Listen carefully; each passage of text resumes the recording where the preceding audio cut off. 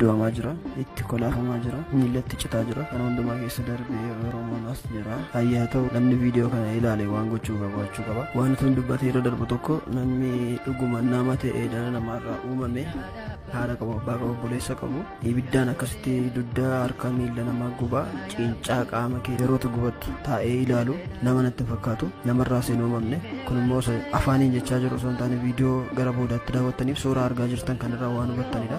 Baay'ee asoo danda'u dirqama keenya ba'uu qabna jechuudha. Sheer goone mucaa kana maaltu barbaachisa jennees wal bira dhaabbachuu qabna jedha. Galatoom. Waliif birmannee tokko haa taanu. Meetoo kummaa lammiikoo. Ilmaan Booran bareedumaa Oromoon tokkumaa. Ilmaan Booran bareedumaa Oromoon tokkumaa.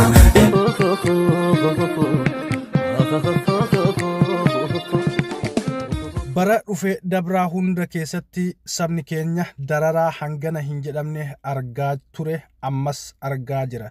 Ilma namaa bifa argitan kanaan akka qoraasumaatti ibidda kaanii wadduun durillee nurra ture, har'as itti fufee jira.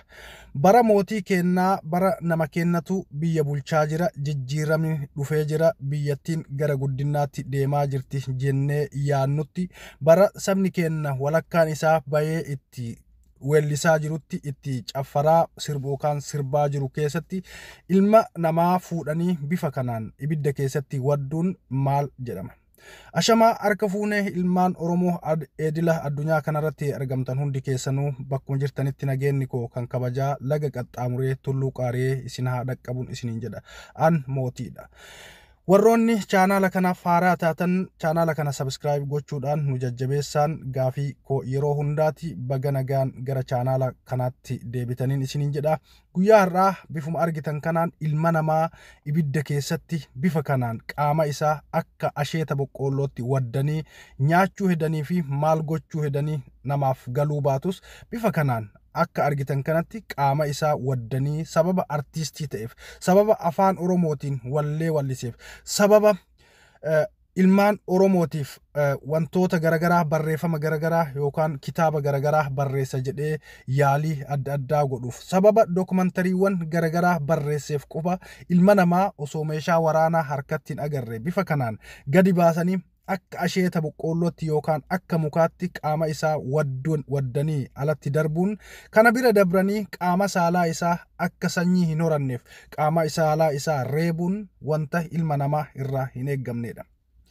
Qabsoowwan bara dabre godhaman keessatti ilmaan keenya jijjiiraman hanka tokko gara fuulduraatti jijjiiramni addaa ni argama jedhee sabni kun yaadaa haa turuyyuu malee barootan dabran daran bara amma keessa jirru kana keessattuu waggoottan sadan kana hayyoota Oromoo, qabsaa'ota Oromoo, wallistoota Oromoo, hayyuulee Oromoo qaroo sabaatan mana hidhaatti guuruun ajjeesuun reebuun akkasumas biyyarraa ari'uun kanneen hafan ammoo sodaachisuudhaan wantoota hin taane garagaraa irratti adeemsisuun akkuma itti fufetti jira.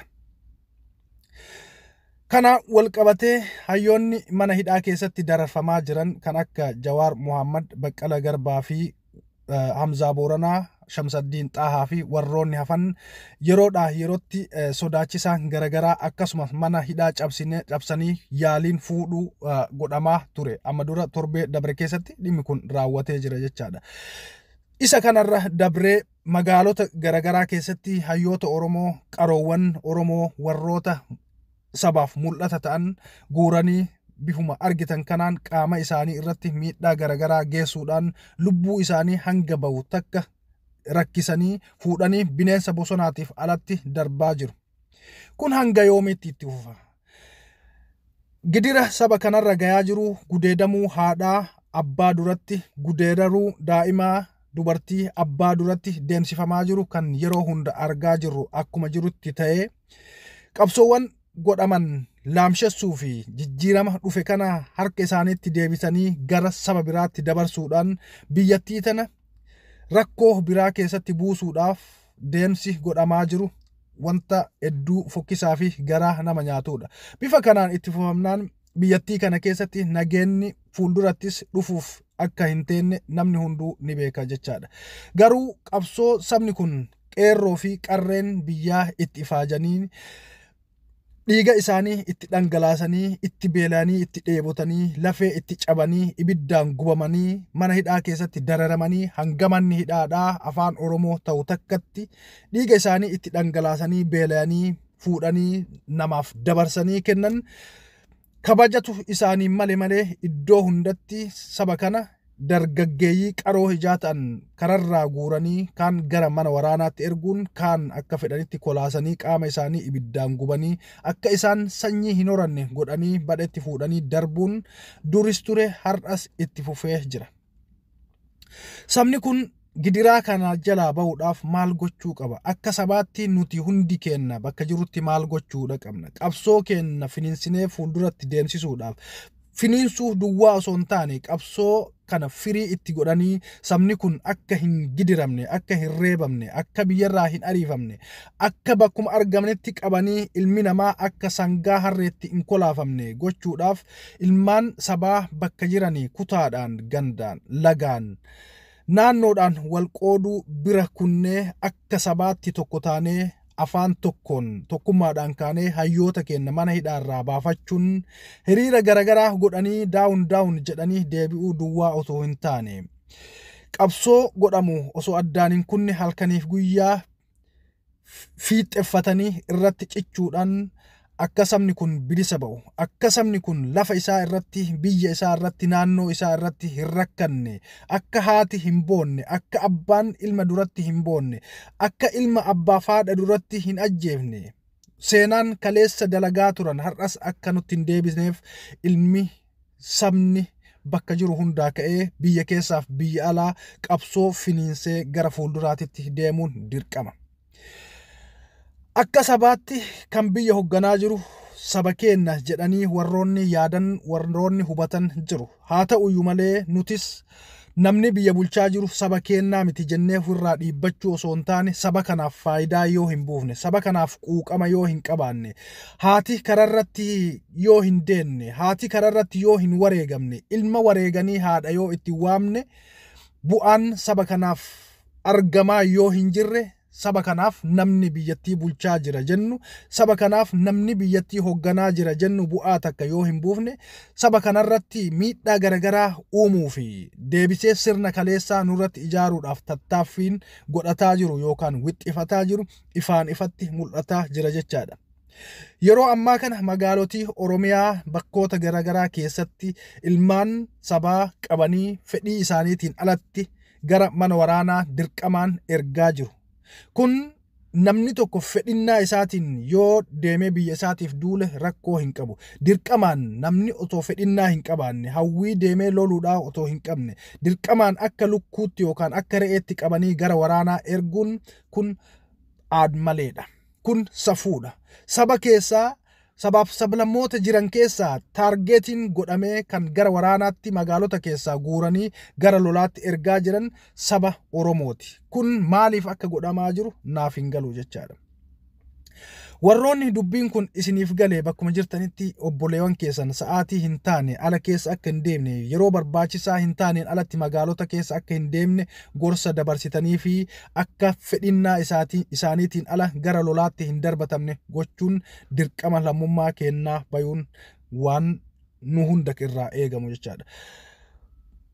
Suuraa fi viidiyoo amma argaa jirtan kanarratti ilma namaa badii tokko malee karmarraa qabanii ati nuuf hojjechaa hin jirtu, sammuu qabdu kanaan nu gargaaraa hin jirtu, nama biraa fayyadaa jirta, kan nu barsiise sihii, kan si barsiise nu'iidha, nuuf ammoo barattee sadarkaa karaan si geennee walleen ati wallistu maali? Oromoon ati faarsitu maali?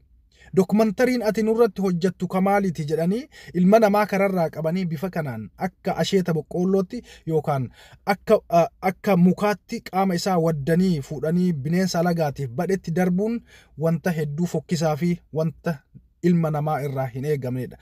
Angoo qabanitti meeshaa waraanaa harkaa qabanitti fayyadamanii ilma namaa lubbuu namaa gaaga'uun nama dararuun wanta addunyaa kanarratti safuu ta'e, wanta addunyaa kanarratti yeroo ammaa kana qaanii ta'e jiru biyya keenya keessatti keessattuu naannoo keenya irratti ganamaa galgala raawwatamaa jira jechuudha.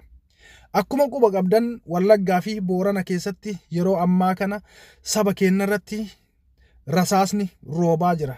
Ilmi namaa nyaatee dhuguu dadhabee jira. Ilmi namaa nagaan bahee galuu dadhabee jira. Qabeenyi isaa saamamee fudhatamaa jira. Sababa paartiilee garagaraatiin isaan umrii isaanii angorra dheereffachuu barbaadaniif jecha ilmi namaa miskiinni kan guyyaa tokko nyaatee hin quufin dararamuu qaba. Dararri kunoo hanga yoomitti itti fufuu qaba.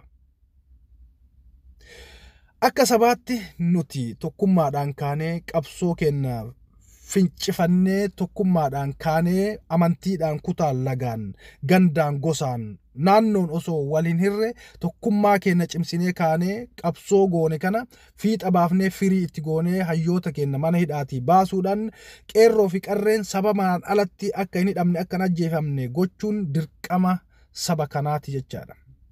Yeroo kana jedhu ilmi an Oromoodha jettee ufitti amantu hundi bakka jirturraa ka'ii wal kakaasii wal gorsii wal cina dhaabadhu waliin kaanee duuluun dirqama. Duula yeroo jedhamu meeshaa waraanaa qabatanii adda waraanaa yookaan dirree waraanaa deemuu duwwaa osoo hin taane waraana jiruuf deeggarsa gochuun qabsoo sammuu gochuun barbaachisaadha. Miidiyaan mataan isaa qabsoodha. Saba hin dammaqin miidiyaadhaan dammaqsuun qabsoodha. Saba uf hin barin uf barsiisuun dirqama. Nama qabsoo kana hin dhageenye miidhama sabarra gahaa jiru kana fuudhanii akka sabni dhaga'u gurra sabaatiin ga'uun dirqama. Dirqama kana ammoo hundi keenya baachuu qabna waan ta'eef anis dirqama koo bayee jira jedheen yaada. Gara fuulduraattis wantoota garagaraa wantoota gurra sabaa ga'uu qaban jedhee yaadu hunda qabadhee gara fuulduraatti isiniif dhiyaadha. An mootiidha kan isin wajjin ture. Video hedduu garaa nama nyaatu kana agartanii birhin darbina share gochuudhaan like gochuudhaan warroota video kana hin argini biraan gayaadha. Video biraatiin yeroo biraa walitti deebina turtii gaarii qabaadha.